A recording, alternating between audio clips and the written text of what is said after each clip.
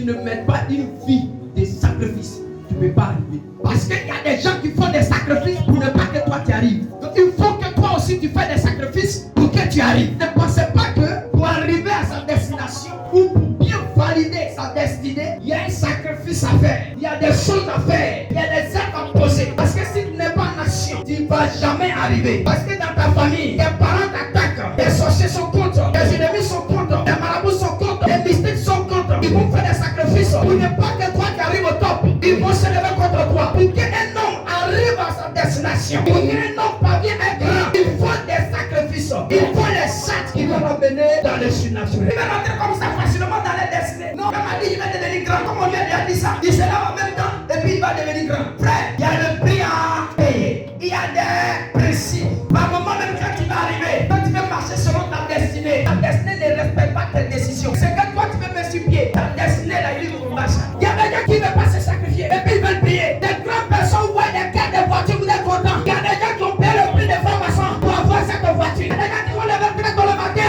Ils sont au travail à 6 heures. Ils rentrent chez lui à 18 heures. Ils sont à 6 heures. Ils rentrent à 18 heures. Pendant 50 ans, pendant 8 ans. Et il a l'œil ouvert. Il a fait du meuble. Et puis tu commences à te moquer. Tu commences à dire non, il a fait des choses. Mais c'est le sacrifice. C'est le prix à payer. Quand il se levait chaque matin, il veillait sur sa vie. Il faisait ce qu'il devait faire pour arriver au top. Et il savait ce qu'il allait faire. Il allait devenir. Il continuait dans la marche de Dieu. Il faut qu'il se sacrifie à son travail. Il faut qu'il se consacre à son travail. Il ne fallait pas regarder à gauche. Il ne fallait pas regarder à droite. Il faut se concentrer sur son avenir. Parce que quand tu n'es pas concentré, ils vont te distraire. Quand tu n'es pas concentré sur ta destinée, ils vont te distraire.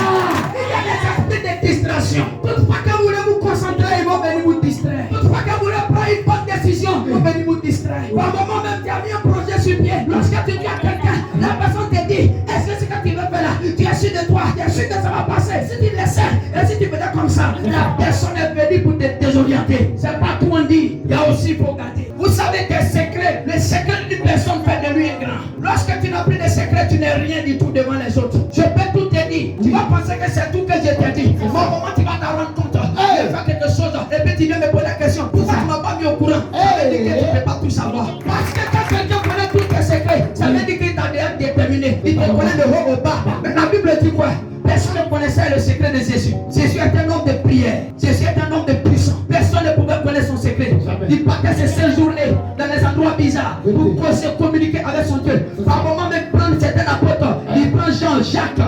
Et puis il dit allons, on va prier. Quand j'arrive à quelque part, il dit vous la restez ici. Moi je vais aller de l'autre côté. Pourquoi il a dit restez ici? Ça veut dire que ce qu'il va aller dire à son père là, il ne fallait pas qu'il soit au courant. C'est ce qui fait de lui un homme mystérieux entre lui et son apôtre.